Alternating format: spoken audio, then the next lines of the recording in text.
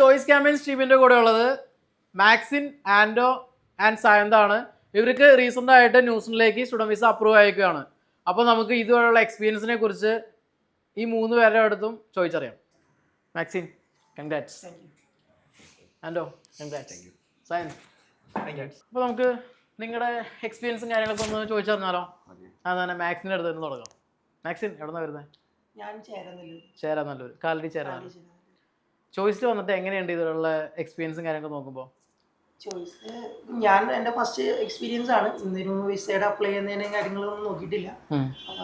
എൻ്റെ ഫ്രണ്ട് ഇങ്ങനെ പോയത് ചോയ്സിൽ നിന്നാണ് പോയെന്ന് പറഞ്ഞു. പിന്നെ ഇവർക്ക് ഫ്രണ്ടിൻ്റെ ഒപ്പം തന്നെ വന്നതാണ്. നമ്മൾ പോകാനുള്ള ഉദ്ദേശത്തിൽ ഒന്നല്ല, പക്ഷേ ഈ സ്കീമൊക്കെ കണ്ടപ്പോൾ അത്യാവശ്യം നല്ലതാണ് എന്ന് തോന്നി.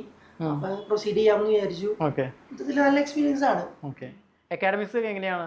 അക്കാഡമിക്സ് ഞാൻ +2 കമ്പ്യൂട്ടർ സയൻസ് ആയിരുന്നു. അതിനുശേഷം ബിടെക് എടുത്തു കമ്പ്യൂട്ടർ സയൻസ് തന്നെ. പിന്നെ ഡാറ്റ അനലിറ്റിക്സ് കുറച്ച് ആൾ വർക്ക് ചെയ്തു. നമ്മളിപ്പോൾ പഠിക്കാൻ പോകുന്നതും മാസ്റ്റേഴ്സ് ഇൻ ഡാറ്റ അനലിറ്റിക്സ് തന്നെയാണ്. അത് എങ്ങനെയാണ്? ന്യൂസിലൻഡിൽ 1 ഇയർ കോഴ്സ് ആണോ 2 ഇയർ കോഴ്സ് ആണോ എങ്ങനെയാണ്? ഞങ്ങളുടെ കോഴ്സ് വരുന്നത് 13 months ആണ്. 1 ഇയർ ഫീസൊക്കെ എങ്ങനെ വരുന്നത്? ഫീസ് $29,907 ന്യൂസിലൻഡ് ഡോളേഴ്സ്, ഏകദേശം ഇവിടുത്തെ 17 lakhs അടുത്ത് വരുന്നുള്ളൂ. ഓക്കെ. ഇനി സായന്തിൻ്റെ അടുത്ത്, സായന്ത് എങ്ങനെയാണ് ചോയ്സിനെ കുറിച്ച് അറിഞ്ഞത്? എങ്ങനെയാണ് ചോയ്സിനെ കുറിച്ച് ഞാൻ അറിഞ്ഞത് ഇൻസ്റ്റാഗ്രാം വഴിയാണ്. ഇൻസ്റ്റാഗ്രാമിലൂടെ കോൺടാക്ട് ചെയ്തിട്ടാണ് ഞാൻ ചോയ്സായിട്ട് റിലേഷൻ തുടങ്ങിയത്. ഇതിക്ക് മുമ്പ് ന്യൂസിലൻഡിലേക്കോ അതല്ലെങ്കിൽ ഏതെങ്കിലും കൺട്രിയിലേക്ക് ട്രൈ ചെയ്തിട്ടുണ്ടോ? എങ്ങനെയാണ്? ഞാൻ പ്രീവിയസ്ലി ന്യൂസിലൻഡിലേക്ക് വേറൊരു ഏജൻസി വഴി ട്രൈ ചെയ്തിട്ടുണ്ട്. അപ്പോൾ അതിന്റെ റിജക്ഷൻ കഴിഞ്ഞ് ഞാൻ പിന്നെ ഒരു ഓപ്ഷൻ നോക്കുമ്പോഴാണ് ചോയ്സിനെ കുറിച്ച് അറിയുന്നത്. അങ്ങനെയാണ് ചോയ്സിലേക്ക് വരുന്നത്. ഓക്കെ. അപ്പോൾ എങ്ങനെയാ അക്കാഡമിക്സും കാര്യങ്ങളൊക്കെ എങ്ങനെയായിരുന്നു? ഞാൻ +2 ബയോമാക്സ് കഴിഞ്ഞു. അത് കഴിഞ്ഞിട്ട് ഞാൻ ലിറ്ററേച്ചറിൽ ഗ്രാജുവേറ്റ് ആണ്. അത് ഞാൻ വർക്ക് ചെയ്തു. അത് കഴിഞ്ഞിട്ടാണ് ഇപ്പോൾ മാസ്റ്റേഴ്സിന് വേണ്ടി പോകുന്നത്. മാസ്റ്റേഴ്സ് ഇപ്പോൾ മെൻഷൻ ചെയ്തില്ലേ റിജക്ഷൻ ഉണ്ടായിരുന്നു, അത് ന്യൂസിലേക്ക് തന്നെയായിരുന്നോ? ന്യൂസിലേക്ക് തന്നെ. അത് കൺസൾട്ടൻസി എവിടെയുള്ളതായിരുന്നു? അത് എറണാകുളത്ത് തന്നെയുള്ള ഒരു കൺസൾട്ടൻസി ആണ്. അപ്പൊ അവര് വഴി ഞാൻ ഫസ്റ്റ് ടൈം വെച്ചു, റിജക്ഷൻ ആയിരുന്നു. പിന്നെ രണ്ടാമതൊന്നുകൂടി വെച്ചു, ഇപ്പോ അത് റിജക്ഷൻ ആയിരുന്നു. ന്യൂസിലൻഡിൽ നോക്കുമ്പോൾ ചില സമയത്ത് വരുന്ന ഒരു കൺസേൺ നമുക്ക് തോന്നിയത് ന്യൂസിലൻഡിലേക്ക് എല്ലാ ഏജൻസിക്കാർക്കും പ്രോസസ്സ് ചെയ്യാൻ ചിലപ്പോൾ ഡീപ്പായിട്ടുള്ള നോളജ് ഉണ്ടാവാറില്ല. സയൻസ് ചൂസ് ചെയ്ത ഏജൻസി ന്യൂസിലൻഡ് ചെയ്യുന്നവരാണോ അതോ എങ്ങനെയാണ്? അവര് ന്യൂസിലൻഡിൽ ചെയ്യുന്ന ഏജൻസിയാണ്. അവരൊരു ലാസ്റ്റ് 10-15 years ആയിട്ട് ഇൻഡസ്ട്രിയിലുള്ളവരാണ്. അത് കണ്ടിട്ടാണ് ഞാൻ അവരായിട്ട് ആദ്യം കോൺടാക്ട് ചെയ്യുന്നത്. അപ്പൊ അവരുടെ ഇനീഷ്യലി അവരുടെ അപ്രോച്ചും നമുക്ക് സാറ്റിസ്ഫൈബിൾ ആയിരുന്നു. ബട്ട് ഫസ്റ്റ് റിജക്ഷൻ കഴിഞ്ഞിട്ട് പിന്നെ സെക്കൻഡ് റിജക്ഷനിലേക്ക് എത്തിയപ്പോഴും അവര് മെൻഷൻ ചെയ്ത, അതായത് റിജക്ഷൻ മെൻഷൻ ചെയ്ത പോയിന്റ്സ് ഒന്നും സാറ്റിസ്ഫൈ ചെയ്യാണ്ടാണ് രണ്ടാമത് വെച്ചത്. അതുകൊണ്ടാണ് രണ്ടാമത്തെ റിജക്ഷൻ വന്നത്. അത് കഴിഞ്ഞിട്ട് ഫൈനൽസ് എങ്ങനെയാണ്? അവർ പറഞ്ഞോ അതായത് നമുക്ക് മൂന്നാമതൊരു ഓപ്ഷൻ നോക്കാമെന്നോ അതല്ലെങ്കിൽ വേറെ കൺട്രി നോക്കാമെന്നോ അങ്ങനെ എന്തെങ്കിലും സജഷൻ തന്നോ? അവര് പിന്നെയും തേർഡ് ചാൻസ് വെക്കാം വെച്ച് നോക്കാമെന്ന് പറഞ്ഞു. ബട്ട് രണ്ടാമത്തെ റിജക്ഷൻ വന്നതോടുകൂടി എനിക്ക് അവരുടെ ട്രസ്റ്റ് പോയി. എനിത്തിങ് ട്രസ്റ്റ് ആണല്ലോ. അപ്പൊ ട്രസ്റ്റ് ഇല്ലാത്ത പിന്നെ അവരായിട്ട് പ്രൊസീഡ് കാര്യമില്ലാത്തതുകൊണ്ട് പിന്നെ ഞാൻ അവരായിട്ട് വേണ്ടെന്ന് വെച്ചു. അപ്പൊ ആ ഏജൻസി തന്ന ഓപ്ഷൻ എങ്ങനെയായിരുന്നു? BA ഇംഗ്ലീഷ് കഴിഞ്ഞു, പിന്നെ കുറച്ച് എക്സ്പീരിയൻസ് ഉള്ളത്. ഞാൻ BA ഇംഗ്ലീഷ് 2020 കഴിഞ്ഞു. പിന്നെ കൊറോണ കാരണം അതായത് എന്റെ ഫസ്റ്റ് ജോബിലേക്ക് കിടക്കാൻ ചെറിയ ഗ്യാപ്പ് ഉണ്ടായി. അത് കഴിഞ്ഞിട്ട് ഞാൻ ഫസ്റ്റ് ജോബിൽ വർക്ക് ചെയ്തു ഒരു 1 year. അത് കഴിഞ്ഞിട്ട് പിന്നെയാണ് ഞാൻ ന്യൂസിലൻഡിൽ ട്രൈ ചെയ്തു. മൂന്നാമത്തെ ടൈം അല്ലെങ്കിൽ നാലാമത്തെ ടൈം വിസ അപ്രൂവ് ആയി അല്ലേ? ഓക്കെ. അപ്പോൾ അവിടെ അവർ തന്ന ഓപ്ഷനും നമ്മൾ തന്ന ഓപ്ഷനും തമ്മിൽ എന്തെങ്കിലും ഡിഫറൻസ് ഉണ്ടായിരുന്നോ? അവര് തന്നത് 1.5 year കോഴ്സ് ആയിരുന്നു. ഞാൻ പോളിടെക്നിക് ആയിരുന്നു ചൂസ് ചെയ്തത്, യൂണിടെക് എന്ന് പറഞ്ഞിട്ട്. 1.5 year കോഴ്സ് ആയിരുന്നു. ഇവിടെ ഇപ്പൊ ഞാൻ ചൂസ് ചെയ്തത് കോളേജ് ആണ്, അത് 1 year പ്രോഗ്രാം. അപ്പൊ ഫീസിൽ എന്താ ഡിഫറൻസ് ഉണ്ടോ? ഫീസിൽ ഡിഫറൻസ് ഉണ്ട്. അത് അവിടുത്തെ ഫീസ് ഏകദേശം നമ്മുടെ ഇന്ത്യൻ മണി ഒരു 24 to 25 lakhs അടുപ്പിച്ച് അന്ന് വന്നിരുന്നു. ഇപ്പോ എന്റെ ഫീസ് ഇപ്പത്തെ റേറ്റില് ഒരു 18 something വന്നിട്ടുള്ളൂ. അപ്പോൾ നമ്മൾ തന്ന ഓപ്ഷനിൽ 1 വർഷത്തെ കോഴ്സ് കിട്ടി, പ്ലസ് ഫീസ് നോക്കുമ്പോൾ അത്യാവശ്യം നമുക്ക് സേവ് ചെയ്യാൻ പറ്റില്ല. എനിക്ക് 1 year കോഴ്സ് കിട്ടി. പിന്നെ ഇവിടെ വന്ന പിന്നെയാണ് കോളേജ് എന്നുള്ള ഓപ്ഷൻ ഉണ്ടെന്ന് എനിക്ക് മനസ്സിലായത്. അതായത് 1 year മാസ്റ്റേഴ്സ് തന്നെ same level of degree level 9 തന്നെ കിട്ടുന്നുണ്ട്. സോ ബെറ്റർ ഓപ്ഷൻ ആയിരുന്നു കോളേജ്. ഇനി അടുത്തൊരു ഓപ്ഷൻ വരുന്നത് വെച്ചിട്ടുണ്ടെങ്കിൽ BA ഇംഗ്ലീഷ് കഴിഞ്ഞവർ, BA ഹിസ്റ്ററി മലയാളം കഴിഞ്ഞ സ്റ്റുഡൻസിനൊക്കെ കുറച്ച് ഓപ്ഷൻസ് കുറവാകുന്ന കുറേ ഏജൻസിക്കാർ പറഞ്ഞ് അവരെ ന്യൂസിലൻഡ് നോക്കി വരുന്ന സ്റ്റുഡൻസിന് യു കെയിലേക്ക് വരുന്ന സിറ്റുവേഷൻ വരാറുണ്ട്. അങ്ങനെ ഒരു സിറ്റുവേഷൻ ഉണ്ടായിരുന്നോ? ഫസ്റ്റ് എല്ലാവരും എനിക്ക് റെക്കമെൻഡ് ചെയ്ത് UK തന്നെയായിരുന്നു. കാര്യം എന്ന് പറഞ്ഞാൽ ബിസിനസ് ബാക്ക്ഗ്രൗണ്ടിൽ, കാര്യം എന്റെ ഫാമിലി ബാക്ക്ഗ്രൗണ്ട് ബിസിനസ്സിലായതുകൊണ്ടാണ് ഞാൻ ബിസിനസ് റിലേറ്റഡ് കോഴ്സ് എടുത്തത്. ഓക്കെ. സോ അവര് ആദ്യം മെൻഷൻ ചെയ്ത് UK ആണ്, വിസ അപ്രൂവൽ റേറ്റ് കൂടുതലാണ്. ഓക്കെ. ബട്ട് UK എനിക്ക് അത്ര വയബിൾ ആയിട്ടൊരു ഓപ്ഷൻ ആയിട്ട് തോന്നിയില്ല. സോ ന്യൂസിലൻഡ് തന്നെയായിരുന്നു എനിക്ക്. അപ്പോൾ അവിടെ നിന്ന് ഓൾറെഡി 2 റിജക്ഷൻ കിട്ടിക്കഴിഞ്ഞപ്പോൾ നമ്മുടെ ചോയ്സ് ക്യാമ്പയിൻസിന്റെ ഓഫീസിൽ വന്നു കഴിയുമ്പോൾ ഓട്ടോമാറ്റിക്കലി സായന്തിന്റെ ഫാമിലിക്ക് ഒരുപാട് കൺസേൺ ഉണ്ടാവില്ലേ? ആ കൺസേൺ എങ്ങനെയാണ് ഇവിടെ നിന്ന് ക്ലിയറൻസ് ചെയ്തത്? നമുക്ക് എങ്ങനെയായിരിക്കും ഈ ഒരു 2 റിജക്ഷനിൽ നിന്ന് ഒരു സക്സസ് ആയിട്ട് ഒരു സ്റ്റോറിയിലേക്ക് മാറുന്ന ഒരു സെനാരിയോ ഉണ്ടാവില്ല, അത് എങ്ങനെയായിരിക്കും ക്ലിയർ ചെയ്ത് കിട്ടിയത്? ഫസ്റ്റ് തിങ് എന്ന് പറഞ്ഞാൽ ഞാൻ ഇൻസ്റ്റാഗ്രാം വഴിയാണ് അറിയുന്നത് ചോയ്സ് ക്യാമ്പയിനെ കുറിച്ച്. എന്നിട്ട് ചോയ്സ് ക്യാമ്പയിനെ ഞാൻ ടെക്സ്റ്റ് ചെയ്തു. അപ്പോൾ തന്നെ ഇവിടെ നിന്ന് കോൺടാക്ട് ചെയ്തു. ഞാൻ എൻ്റെ പ്രൊഫൈലിൽ കാര്യങ്ങൾ പറഞ്ഞു, റിജക്ഷൻ റീസൺസ് സ്റ്റേറ്റ് ചെയ്യുന്ന ഡോക്യുമെന്റ് അയച്ചു കൊടുത്തു. അപ്പം അതൊക്കെ കണ്ടിട്ട് അവർ പറഞ്ഞു ഇത് എന്ന് പറഞ്ഞു കഴിഞ്ഞാൽ ഫസ്റ്റ് തിങ് അവർ പറഞ്ഞത് ഇത് പ്രൊസീഡ് ചെയ്യാവുന്ന ഒരു ഓപ്ഷൻ ആണെന്നാണ് അവർ ആദ്യം പറഞ്ഞത്. സോ അത് ആദ്യം കേട്ടപ്പോൾ എനിക്ക് അത്ര കൺവിൻസിങ് ആയിട്ട് തോന്നിയില്ല. പിന്നെ അവരുമായിട്ട് കോൺടാക്ട് ചെയ്തു, കോഴ്സ് സെലക്ട് ചെയ്തു. പിന്നെ എൻ്റെ ഫൈനാൻഷ്യൽസിൽ ചേഞ്ച് ചെയ്യേണ്ട കാര്യങ്ങൾ ചേഞ്ച് ചെയ്തു. അതൊക്കെ ചേഞ്ച് ചെയ്ത് വന്നപ്പോൾ എനിക്കും തോന്നി ഇവർക്ക് ഇതിനെക്കുറിച്ച് കുറച്ചുകൂടി നോളജ് ഉണ്ട്. സോ അങ്ങനെയാണ് ഞാൻ ചോയ്സ് ക്യാമ്പയിൻ വെച്ച് പ്രൊസീഡ് ചെയ്യാൻ തീരുമാനിച്ചത്. ആൻഡ്രോ നല്ല ഹാപ്പി ആയിട്ട് ഇരിക്കുകയാണ്. എൻ്റെ അടുത്തേക്ക് എപ്പോൾ ക്വസ്റ്റ്യൻ വരും നോക്കിയിരിക്കുന്നത്. ആൻഡ്രോ അടുത്ത് 2 ക്വസ്റ്റ്യൻ ചോദിച്ചാലോ? ആൻഡ്രോ എവിടെ നിന്ന് വരുന്നത്? ഞങ്ങള് ചെറുപ്പകാലമുള്ള ഫ്രണ്ട്സ് ആണ്.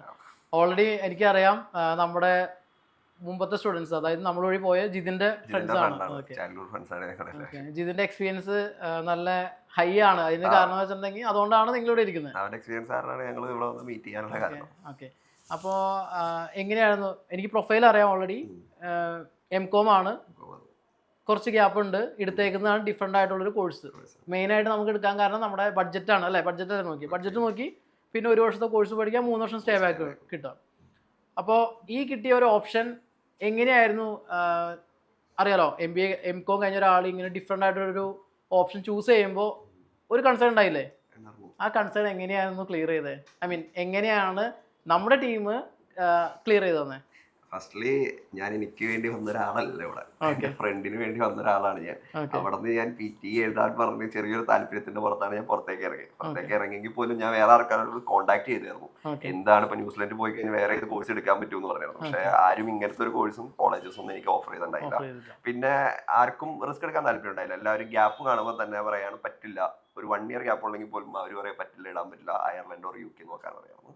പിന്നെ ഇവിടെ വന്ന് നമ്മളൊരു 1 വീക്ക് കഴിഞ്ഞപ്പോൾ പിന്നെയും കോൺടാക്ട് ചെയ്ത് എന്നോട് സംസാരിച്ച് കാര്യങ്ങളൊക്കെ പറഞ്ഞപ്പോൾ ഞാൻ കുറച്ചുകൂടി കൺവിൻസ്ഡ് ആയി. ഞാൻ PT ജോയിൻ ചെയ്യാറുണ്ട്. അങ്ങനെ എന്താ പറയുക, കോളേജിന്റെ കാര്യങ്ങളും കോഴ്സ് ആയാലും പിന്നെ ലെവൽ 9 കോഴ്സും ഓഫർ ചെയ്തു നമ്മുടെ അടുത്ത്. അതുപോലെ വൈറ്റ് ക്ലിഫ് എന്ന് പറഞ്ഞൊരു കോളേജും എനിക്ക് അതിനൊപ്പം തന്നെ പറഞ്ഞിരുന്നു. പക്ഷെ നമുക്ക് കുറച്ചും കൂടി ഫീസും കാര്യങ്ങളും കമ്പാറ്റബിൾ ആയിരുന്നു NSLC. അതുകൊണ്ടാണ് ഞാൻ പിന്നെ ഇവിടെ നിന്ന് പറഞ്ഞോളം തന്നെ ഞാൻ അതിൽ മൂവ് ചെയ്തു. ഞാൻ നല്ല സാറ്റിസ്ഫൈഡ് ആയിരുന്നു കോഴ്സിന്റെ കാര്യത്തിൽ. വേറെ കുഴപ്പങ്ങളൊന്നും ഉണ്ടായിട്ടില്ല. എത്ര നാളെടുത്തു ഈ ഒരു പ്രോസസ്സ്? അതായത് ഇനിഷ്യലായിട്ട് ഓഫർ എടുത്തിട്ടുണ്ടാവും, അതിനുശേഷം വിസ കിട്ടുന്ന ഇത് ഉണ്ടാവല്ലോ, സെനാരിയോ എത്ര നാളെടുത്തായിരുന്നു? അറൗണ്ട് എനിക്കധികം ടൈമൊന്നും എടുത്തിട്ടില്ല. ഞാൻ ഇതിന് അത്ര ഒന്നും വെയിറ്റ് ചെയ്തിരുന്ന ആളല്ല. ഞാൻ സാധാരണ എല്ലാവരും ന്യൂസിലൻഡിലേക്ക് നല്ല ഡിലേ ഉണ്ടെന്നാണ് പറയാറ്. നമുക്ക് അതിന് മാത്രം ഡിലേ 2 പേർക്കും കാര്യങ്ങൾ വന്നിട്ടില്ല. ആ ഡിലേ വരാതിരിക്കാൻ ചോയ്സ് അല്ല, നല്ല രീതിയിൽ എഫേർട്ടും സപ്പോർട്ടും ഉണ്ടായിരുന്നു. ഇല്ലെന്ന് പറയാൻ നമുക്ക് പറ്റില്ല. നല്ല രീതിയിൽ കാര്യങ്ങൾ നമ്മൾ ചെയ്തു തന്നിരുന്നു. വേറെ കുഴപ്പങ്ങളൊന്നും ഉണ്ടായിട്ടില്ല. എന്താ പറയുക, ബാക്കി എല്ലാവർക്കും റിസ്ക് ആയിരുന്നു. അവർക്ക് റിസ്ക് ഏറ്റെടുക്കാൻ തയ്യാറല്ല. അവർ പറയണ പക്ക പ്രൊഫൈലാണെങ്കിൽ മാത്രമേ ഇടാൻ പറ്റുള്ളൂ, അല്ലാണ്ട് അവർ ഇടില്ല. വേറെ ആരും ഇടാൻ തയ്യാറല്ല. ഇതിൽ നിന്ന് അതായത് ആൻഡോന്റെ അക്കാഡമിക് പ്രൊഫൈൽ നോക്കുവാണെങ്കിൽ M.Com ഉണ്ട്, ഗ്യാപ്പ് ഉണ്ട്. ആ ഒരു പ്രൊഫൈൽ വെച്ചിട്ട് ന്യൂസിലേക്ക് നോക്കുമ്പോൾ റിസ്ക് ആണെന്ന് പറഞ്ഞ് പല ഏജൻസിക്കാരും ഒഴിവാക്കാറുണ്ട്. ആ ഒഴിവാക്കൽ ഇവിടെ ഉണ്ടായില്ല. അതുകൊണ്ട് തന്നെ സാറ്റിസ്ഫൈഡ് ആണോ? ആണ്. ഇനി മാക്സിൻ ന്യൂസിന് മാത്രമാണ് ട്രൈ ചെയ്തിട്ടുള്ളൂ, മെയിനായിട്ട് ട്രൈ ചെയ്തിട്ടുള്ളൂ. വേറെ ഏജൻസികളൊന്നും നോക്കിയിട്ടില്ല. വേറെ ഏജൻസികളൊന്നും നോക്കിയിട്ടില്ല. ഞാൻ ഇവൻ പറഞ്ഞ പോലെ സെയിം തന്നെയാണ്. നമ്മള് ഫ്രണ്ട് പോയി ഇവിടെ നിന്ന്. അപ്പൊ ഞാൻ ഇവന്റെ കേസ് അന്വേഷിക്കാൻ വേണ്ടിയിട്ടാണ് ഞാൻ വരുന്നത്. ഞാനിവിടെ വന്നപ്പോ ഇങ്ങനെ കോഴ്സ് ഉണ്ട്, നല്ലതാണ്, ഇത്രയും ഫീസൊക്കെയാണ് വരുന്നുള്ളൂ, നമുക്ക് വേണമെങ്കിൽ ചെയ്തു തരാം എന്നുള്ള രീതിയിൽ സംസാരിച്ചപ്പോൾ ഞാനും നോക്കിയപ്പോൾ ഓക്കെ, എൻ്റെ ബാക്ക്ഗ്രൗണ്ട് ആണ്, ഫ്യൂച്ചർ അവിടെ അത്യാവശ്യം നല്ല കരിയർ ഓപ്ഷൻസ് ഉണ്ടാവും എന്നുള്ള ഇതിനകത്ത് പിന്നെ ഞാനും നോക്കാം എന്നുള്ള രീതിയിൽ വേണ്ടി ചെയ്തതാണ്. നമ്മളങ്ങനെ പോകാൻ വേണ്ടി ഉദ്ദേശിച്ച് പോയി അന്വേഷിച്ചാണെന്നാണ് ഒരു ഇതൊന്നുമില്ല. ഇവിടെ വന്നപ്പോൾ അത് നല്ലതാണെന്ന് പാസ്റ്റ് എക്സ്പീരിയൻസ് ചെയ്യുന്ന ഫ്രണ്ട്സും കാര്യങ്ങളൊക്കെ പറഞ്ഞതുകൊണ്ടും ഓക്കെ ഇത് തന്നെ ചൂസ് ചെയ്യാമെന്ന് വിചാരിച്ചു. ചൂസ് ചെയ്തത് നന്നായെന്ന് വിചാരിക്കുന്നു. ആൻഡോ പറഞ്ഞു ആൻഡോന്റെ ഫ്രണ്ടിന് വേണ്ടിയിട്ട് വന്നതാണ്, അന്വേഷിക്കാൻ വന്നതാന്ന് പറഞ്ഞു. ഞാൻ ഇവന് വേണ്ടിയിട്ട് വന്നു. ആൻഡോന് വേണ്ടിയിട്ട് മാക്സിന് വന്നു. മാക്സിന് വേണ്ടിയിട്ട് വേറെ 3 പേരൊന്നും അവര് 3 പേരും പ്രോസസ് ചെയ്തു. ഓക്കെ, അപ്പോൾ ഡിഫറെൻ്റ് ആയിട്ടുള്ള സ്റ്റോറി ആട്ടോ. സാധാരണ എല്ലാ സ്റ്റുഡൻസും പല പല ഏജൻസിൽ കയറി സംസാരിച്ച് നടക്കാണ്ട് വരുന്ന സ്റ്റുഡൻസാണ്. പക്ഷേ ഒരു ഫ്രണ്ടിന് വേണ്ടിയിട്ട് വന്ന ആ സെയിം ഫ്രണ്ട് അതല്ലെങ്കിൽ കൂടെയുള്ള ഫ്രണ്ട്സ് ഇങ്ങനെ പ്രോസസ് ചെയ്യാന്ന് വെച്ചിട്ടുണ്ടെങ്കിൽ ചിലപ്പോൾ നമുക്ക് സ്പെഷ്യലായിട്ട് എന്തെങ്കിലും നിങ്ങളുടെ അടുത്ത് കൂടുതലായിട്ട് പറയാനുണ്ടാവും. അതായത് ന്യൂസിനെ കുറിച്ച്, ഈ പ്രോസസ്സിനെ കുറിച്ച്, കൺസേണിനെ കുറിച്ച് നമുക്ക് കൂടുതൽ ഡീറ്റെയിൽ ആയിട്ട് പറയാനുള്ള നോളജ് ചോയ്സ് ക്യാമേഴ്സ് ടീമിന് ഉണ്ടെന്ന് തോന്നിയിട്ടുണ്ടാവും അല്ലേ? നമ്മൾ കുറച്ചുകൂടി കൺവിൻസിങ് ആയിരുന്നു. ലൈക്ക് നമ്മളിപ്പോ ആ ഒരു ഓപ്ഷൻ കൺസിഡർ പോലും ചെയ്യാതിരുന്ന സമയത്ത് ഒരു കൺവിൻസിങ് ആയി സംസാരിച്ച് നമ്മളെ കൊണ്ട് ഓക്കെ അത് നല്ലതാണ്, നമുക്ക് അത് കൺസിഡർ ചെയ്യാനായിട്ടുള്ള ഒരു കിട്ടിയപ്പോൾ നമ്മൾ പ്രൊസീഡ് ചെയ്യാൻ തീരുമാനിച്ചു. അങ്ങനെ തന്നെയാണ് ഇപ്പൊ ഇവനെ കണ്ട് ഞാൻ വന്നു, എന്നെ കണ്ട് വേറെ ആൾ വന്നു, ഞാൻ അവനെ കണ്ട് ആരൊക്കെ വരും നമുക്കറിയില്ല. അറിയില്ല. ഓക്കെ, ഇനി സായന്തിന്റെ അടുത്ത്. സായന്തിന് ഈ ഒരു ത്രൂ ഔട്ട് പ്രോസസ്സിൽ ആ പ്രീവിയസ് ആയിട്ടുള്ള ഏജൻസിയിൽ ഒരു കമ്മ്യൂണിക്കേഷൻ ഉണ്ടാവുമല്ലോ, സ്റ്റാഫിൻ്റെ കമ്മ്യൂണിക്കേഷൻ, വിസ ടീമിൻ്റെ കമ്മ്യൂണിക്കേഷൻ, അങ്ങനെ ഒരു കമ്മ്യൂണിക്കേഷൻ ഉണ്ടാവുമല്ലോ. അങ്ങനെ communication step by step comparison ചെയ്യുമ്പോൾ ചോയ്സ് ക്യാമേഴ്സ് ടീമുമായിട്ടുള്ള കമ്മ്യൂണിക്കേഷനും കാര്യങ്ങളൊക്കെ എങ്ങനെയായിരുന്നു ഒരു അപ്രോച്ച്? എൻ്റെ പ്രീവിയസ് ഏജൻസി എന്ന് പറഞ്ഞാൽ എറണാകുളത്ത് one of the main leading repeated agency തന്നെയാണ്. അപ്പോൾ അവരുടെ എന്ന് പറഞ്ഞാൽ ഒരു കോർപ്പറേറ്റ് സ്ട്രക്ചർ ആണെങ്കിൽ പോലും നമ്മളൊരു കാര്യം ചോദിച്ച് അവിടെ നിന്ന് റിപ്ലൈ കിട്ടണമെങ്കിൽ അതൊരു ടൈം ടേക്കിംഗ് പ്രോസസ്സാണ്. എന്നാൽ ഇനീഷ്യലി നമ്മൾ കൗൺസിലറെ കോൺടാക്ട് ചെയ്ത്, പിന്നെ കൗൺസിലർ അവരുടെ മാനേജറെ കോൺടാക്ട് ചെയ്ത്, പിന്നെ വിസ ടീമിൻ്റെ ഒരു ഇൻചാർജ് ഉണ്ടാവും അവരെ കോൺടാക്ട് ചെയ്ത്, അങ്ങനെ വരുമ്പോൾ എന്ന് പറഞ്ഞാൽ നമുക്കും ഒരു പെട്ടെന്നൊരു ഡിസിഷൻ എടുക്കണം. അപ്പോൾ അതിനുവേണ്ടി എന്തെങ്കിലും ഡൗട്ട്സ് ചോദിക്കുമ്പോൾ അത് അത്രത്തോളം ടൈം ടേക്കിംഗ് ആണ്. ചോയ്സിൻ്റെ പ്രത്യേകത എന്താണെന്ന് വെച്ച് കഴിഞ്ഞാൽ നമ്മളിപ്പോൾ ഒരു കാര്യം വിളിച്ച് ചോദിക്കുകയാണ്. ഇപ്പോൾ ഒരു രാവിലെ അല്ലെങ്കിൽ മോർണിംഗ് ഒരു 9:30 അല്ലെങ്കിൽ 10 ആകുമ്പോൾ നമുക്ക് ഒരു കാര്യം അറിയണം എന്ന് വിളിച്ച് ചോദിക്കുക, അല്ലെങ്കിൽ ഒരു ടെക്സ്റ്റ് ചെയ്ത് കഴിഞ്ഞാൽ ഒരു 1 hour മാക്സിമം അല്ലെങ്കിൽ ഹാഫ് ആൻ അവറിനുള്ളിൽ എന്താണ് അതിൻ്റെ പോസിബിലിറ്റി, അല്ലെങ്കിൽ അതിൻ്റെ ഒരു 2 or 3 എന്താ പറയുക, ഒരു അതിൻ്റെ തന്നെ ഡൈവേഴ്സിഫൈഡ് ആയിട്ട് എന്തൊക്കെ കിട്ടും എന്നുള്ള ഓപ്ഷൻസ് ചോയ്സിനുണ്ട്. അപ്പം അതെനിക്ക് ഭയങ്കര ഒരു ഇതായിട്ട് തോന്നി. പിന്നെ ബാക്കിയുള്ള കൺസൾട്ടൻസിൽ പല പല കൺട്രീനെ പ്രൊമോട്ട് ചെയ്യുന്നതാണ്. ഇവിടെ ഒരു ന്യൂസിന് മാത്രം പ്രൊമോട്ട് ചെയ്യുന്ന ഒരു ഏജൻസി ആയതുകൊണ്ട് ന്യൂസിനെ കുറിച്ച് ഡീറ്റെയിൽ ആയിട്ടുള്ള അവയർനെസ്സും നോളജും സ്കിൽസും ഉണ്ടെന്ന് തോന്നിയിട്ടുണ്ടോ സ്റ്റാഫിന് എല്ലാവർക്കും? അത് എനിക്ക് തോന്നിയ ഒരു കാര്യമാണ്. കാര്യം അവർക്കെന്ന് പറഞ്ഞു കഴിഞ്ഞാൽ നമ്മളിപ്പോൾ ചോദിക്കുന്ന ഒരു കൺട്രി, ഇപ്പോൾ ഞാൻ ആദ്യം ന്യൂസിലൻഡ് ചോദിച്ചത്, അപ്പോൾ ആദ്യം അവർ എനിക്ക് റെക്കമെൻഡ് ചെയ്തത് UK കാനഡയോ അങ്ങനെ എന്തെങ്കിലും നോക്കാനാണ്. അപ്പോൾ എന്ന് പറഞ്ഞാൽ അവരതാണ് പുഷ് ചെയ്യുന്നത്. കാര്യം നേരത്തെ മാക്സിമം പറഞ്ഞ പോലെ തന്നെ റിസ്ക് എടുക്കാൻ ആരും തയ്യാറല്ല. പറഞ്ഞു കഴിഞ്ഞാൽ നമ്മുടെ പ്രൊഫൈൽ വെച്ചിട്ട്, ഇപ്പം എൻ്റെ പ്രൊഫൈലാണെങ്കിൽ ഞാൻ വർക്ക് ചെയ്തിട്ടുണ്ട്, എൻ്റെ BA ലിറ്ററേച്ചർ ബാക്ക്ഗ്രൗണ്ടാണ്, ഞാൻ ബിസിനസ്സാണ് എടുക്കുന്നത്, ഇതൊക്കെ വെച്ചിട്ട് പോലും ഗ്യാപ്പ് ഉണ്ട്. സോ അവർ പറയുന്നത് ന്യൂസിലൻഡിലേക്ക് ഒരിക്കലും ഗ്യാപ്പ് വെച്ച് പ്രോസസ്സ് ചെയ്യണ്ട, പ്രോസസ്സ് ചെയ്ത് കഴിഞ്ഞാൽ ഫൈനാൻഷ്യൽസ് സ്ട്രോങ് ആണെങ്കിൽ പോലും റിജക്ഷനുള്ള ചാൻസസ് ഉണ്ടെന്നാണ് അവർ പറയുന്നത്. ബട്ട് ചോയ്സ് ക്യാമറ വെച്ചിടത്തോളം അവര് കംപ്ലീറ്റ്ലി ന്യൂസിലൻഡ് തന്നെ ചെയ്യുന്ന കാരണം അവർക്കറിയാം ഇതിന്റെ എന്ത് പോസിബിലിറ്റി ഉണ്ട്, അല്ലെങ്കിൽ ഇങ്ങനൊരു പ്രൊഫൈൽ എങ്ങനെ പ്രോസസ് ചെയ്യാൻ പറ്റും എന്നുള്ള കൂടുതൽ നോളജ് അവർക്കുള്ള കാരണം അവരാണ് അതിൽ ബെസ്റ്റ്. ഇപ്പോൾ നിങ്ങൾ 3 പേരും നമ്മുടെ പ്രീ ഡിപ്പാർച്ചർ ഓറിയന്റേഷനിൽ പങ്കെടുത്തായിരുന്നല്ലേ? അപ്പോൾ ആ ഒരു എന്താണ് മീറ്റപ്പിൽ ഒത്തിരി ഫാമിലിയും സ്റ്റുഡൻസിനെയും കണ്ടില്ലേ? അപ്പോൾ നിങ്ങൾക്ക് മനസ്സിലായോ ന്യൂസിലേക്കുള്ള പ്രോസസ്സ് നന്നായിട്ട് ചെയ്തില്ലെങ്കിൽ സ്ട്രഗിൾ ചെയ്യുമെന്ന് അല്ലേ? ഞങ്ങൾ 2 പേരും ആദ്യമായിട്ട് ഇറങ്ങിയാണ്. ഞങ്ങൾക്ക് അതിനെപ്പറ്റി എത്ര കഷ്ടപ്പാടുണ്ട് കാര്യങ്ങളൊന്നും ഞങ്ങൾക്ക് അറിയില്ല. ഞങ്ങൾക്ക് ലാസ്റ്റ് എത്തിക്കുമ്പോൾ ജസ്റ്റ് ഒരു 1% ഞങ്ങൾ അറിഞ്ഞത്. പക്ഷെ ബാക്കി അന്ന് വന്നപ്പോ ഓരോ പാരന്റ്സ് പറയണ കേട്ടപ്പോഴേ ഞങ്ങൾക്ക് ഇത്രത്തോളം കഷ്ടപ്പാട് ഉണ്ട് എന്ന് ഞങ്ങൾക്ക് മനസ്സിലായി. ഞങ്ങൾ ശരിക്കും വളരെ ഈസി ആയിട്ട് അതിൽ പോയ ആൾക്കാരാണ്. ഒന്നും അറിഞ്ഞിട്ടില്ല കഷ്ടപ്പാടില്ല. മനസ്സിലായി. അപ്പോൾ മാക്സിനും ആൻഡോന്റെ കേസ് നോക്കുകയാണെങ്കിൽ ഇങ്ങനെ അധികം കഷ്ടപ്പാടൊന്നും ഉണ്ടായില്ല. ചിലപ്പോൾ അതിന്റെ റീസൺ എന്ന് വെച്ചിട്ടുണ്ടെങ്കിൽ നമുക്ക് ചോയ്സ് ക്യാമ്പയിൻസ് നല്ല ഗൈഡൻസ് കിട്ടിയോണ്ടായിരിക്കും. അങ്ങനെ കിട്ടാത്തവരുടെ സിറ്റുവേഷൻ വളരെ അല്ലേ കഷ്ടപ്പാടാണ്. ഞങ്ങൾക്ക് നിങ്ങളുടെ നല്ല രീതിയിൽ നിങ്ങൾ കാര്യങ്ങൾ മുന്നോട്ട് നയിക്കൊണ്ട് ഞങ്ങൾക്ക് അത്ര കാര്യങ്ങളൊക്കെ അറിയേണ്ടി വന്നിട്ടില്ല. ഓക്കെ, കാരണം ഒരു ജോസിയ എന്ന് പറഞ്ഞ കുട്ടിയുടെ മദർ ഒത്തിരി എന്താണ് കൺസേൺ ആയിരുന്നു. കാരണം അറിയാലോ ആളുടെ നല്ല പ്രൊഫൈലായിരുന്നു, പക്ഷെ റോങ് ടൈമിൽ റോങ് ഏജൻസിനെ അപ്രോച്ച് ചെയ്ത് അവരുടെ ഡീലിംഗ് ശരിയാകാത്ത കാരണം കൊണ്ട് വിസ ഡിക്ലൈൻ ആയി. സെയിം ഡോക്യുമെന്റ്സ് വെച്ച് ചോയ്സ് ക്യാമ്പയിൻസ് വന്നു കഴിഞ്ഞ് 55 ദിവസം കൊണ്ട് വിസ അപ്രൂവ് ആയി. അപ്പോൾ അങ്ങനെ ഡിഫറെൻറ്റ് സ്റ്റോറി കേട്ട് കഴിഞ്ഞപ്പോൾ നിങ്ങൾക്ക് തോന്നിയായിരുന്നോ ഇതിങ്ങനെ ഒരു വല്ലാത്തൊരു പ്രോസസ്സാണ്, നമുക്ക് എന്തോ വായന കിട്ടിയത് അങ്ങനെ തോന്നിയോ? നമ്മൾ ഓറിയന്റേഷന്റെ ഇതിനകത്ത് വന്നപ്പോഴാണ് ഞങ്ങൾ ഫസ്റ്റ് ടൈം അപ്രോച്ച് ചെയ്യുന്ന ആൾക്കാരാണ്. അപ്പൊ ഞങ്ങൾ നോക്കുമ്പോ ഇങ്ങനെയാണ് ഇത്രയൊക്കെ ഉണ്ടാവുള്ളൂ എന്നുള്ളൊരു ചിന്തത്തിലാണ് ഇരുന്നത്. പിന്നെ അവിടെ വന്ന് ഇപ്പൊ ഇവന്റെ എക്സ്പീരിയൻസ് ഇവന് 3 റിജക്ഷൻസ് കഴിഞ്ഞാണ് ഇങ്ങോട്ട് വന്നത്. അതുപോലെ തന്നെ ഒരു കുട്ടിയുടെ മദർ അവിടെ പറഞ്ഞു, ആള് ഭയങ്കര ഇമോഷണൽ ആയിട്ടൊക്കെയാണ് സംസാരിച്ചത്. ഇങ്ങനെ റിജക്ഷൻ വന്നു, ഞങ്ങൾക്ക് ഇനി പ്രൊസീഡ് ചെയ്യാൻ പറ്റുമോ എന്നുള്ള ഡൗട്ടിലൊക്കെ ആയിരുന്നു. ഇവിടെ വന്നപ്പോൾ നന്നായിട്ട് ഡീൽ ചെയ്തു. നമുക്ക് ഇപ്പോൾ പറഞ്ഞ പോലെ 55 ഡേയ്സിനുള്ളിൽ വിസ കിട്ടി. അപ്പോഴാണ് ഞങ്ങൾ നോക്കുമ്പോൾ ഇത് ഇത്രയൊക്കെ ഉണ്ടായിരുന്നു, ഇത്രയും അപ്രോച്ച് ചെയ്യാൻ പാടുള്ള ഒരു സാധനമായിരുന്നു എന്നുള്ള സാധനത്തിലേക്ക് നമ്മുടെ ചിന്ത പോയത് അപ്പോഴാണ്. നമ്മൾ വിചാരിച്ചിരുന്നത് ഈസി പ്രോസസ്സാണ്, പിന്നെ കിട്ടാനുള്ള ഇതുണ്ട് എന്നുള്ളതിനകത്താണ് മനസ്സിലാക്കിയിരുന്നത്. മാക്സിന്റെ അടുത്ത് ആരായിരുന്നു വിസ ചെയ്തത്? മാക്സിന്റെ എന്റെ വിസ ചെയ്ത് അശ്വതി എന്ന് പറഞ്ഞ സ്റ്റാഫ്. ആന്റോന്റെയോ? അശ്വതി ആയിരുന്നു. സായന്തിന്റെ ആരായിരുന്നു വിസ ചെയ്ത സ്റ്റാഫ്? ജോസ്മി ആയിരുന്നു. ഓക്കെ, അപ്പോൾ അവരുടെ അപ്രോച്ച് എങ്ങനെയായിരുന്നു? അതായത് ഒരു 9 to 5 ആൾ മാത്രമാണോ നമ്മുടെ മെസ്സേജ് റെസ്പോണ്ട് ചെയ്യുള്ളൂ, അതോ ഏത് സമയത്താണ് റെസ്പോണ്ട് ചെയ്യുമോ? എങ്ങനെയായിരുന്നു മാക്സിന്റെ കേസിൽ? ഞാൻ സംസാരിക്കുന്ന പറഞ്ഞാൽ യൂഷ്വലി ഞാൻ അങ്ങനെ പൊതുവെ കോണ്ടാക്ട് ചെയ്യാറില്ല. ആളിങ്ങോട്ട് എന്തെങ്കിലും സംസാരിക്കുകയാണെങ്കിൽ ഉള്ള ഇതിനകത്ത് നമ്മൾ അയച്ചു കൊടുക്കുക ഒരു ഇതിനകത്തുള്ളൂ. പിന്നെ എന്തെങ്കിലും കൺസ്യൂം വന്ന് സംസാരിക്കുകയാണെങ്കിൽ വീട്ടിലെത്തിയിട്ടായാലും ആൾ സംസാരിക്കാറൊക്കെ ഉണ്ട്. പിന്നെ ഞാൻ മാനേജറായിട്ട് സംസാരിക്കാറുണ്ട്. മാനേജർ ഈ പറഞ്ഞ പോലെ ബിസി ആണെന്നുണ്ടെങ്കിൽ കുറച്ച് നേരം കൊണ്ട് തിരിച്ചു വിളിക്കുക, അല്ലെങ്കിൽ വീട്ടിൽ ചെന്നിട്ട് ആഫ്റ്റർ അവേഴ്സ് വർക്ക് ചെയ്യുക. അങ്ങനെ കുഴപ്പമൊന്നും ഉണ്ടായിരുന്നില്ല, കമ്മ്യൂണിക്കേഷനൊക്കെ ഓക്കെ ആയിരുന്നു. ആന്റോന്റെ കേസിലോ?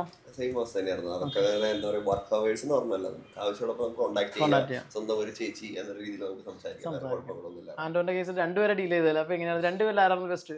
എന്റെ കേസിൽ അങ്ങനെ ഒരാളെ പർട്ടിക്കുലർലി ബെസ്റ്റ് എന്ന് പറയാനില്ല. രണ്ടുപേരും എന്താണ് അവരുടെ 100% തന്നെ ചെയ്തിട്ടുണ്ട് എന്റെ കേസിൽ. കാര്യം എന്ന് പറഞ്ഞാൽ എനിക്ക് പ്രീവിയസ് റിജക്ഷൻസ് ഉള്ള കാരണം അതെങ്ങനെ ജസ്റ്റിഫൈ ചെയ്യണം, അതേപോലെ കൺസേൺസ് റേസ് ചെയ്യുമ്പോൾ, അതായത് ഇപ്പോൾ ഇമിഗ്രേഷനിൽ നിന്നായാലും അതിന്റെ ഇപ്പൊ എന്റെ കൺസേൺസ് ചില ദിവസം അവർ ഫയൽ ചെയ്യുന്നപ്പോൾ 23rd ഒക്കെ ആണെങ്കിൽ ചിലപ്പോൾ അന്ന് മിഡ് നൈറ്റ് വരെ നോക്കി അതിന്റെ എല്ലാ പെർഫെക്റ്റ് കാര്യങ്ങളും ചെയ്തിട്ടായിരിക്കും അവർ ചെയ്യുക. അപ്പോൾ അതുകൊണ്ട് അവരൊരു വർക്കിംഗ് ഹൗസിൽ മാത്രം വർക്ക് ചെയ്യുന്നവരായിട്ട് എനിക്ക് തോന്നിയിട്ടില്ല.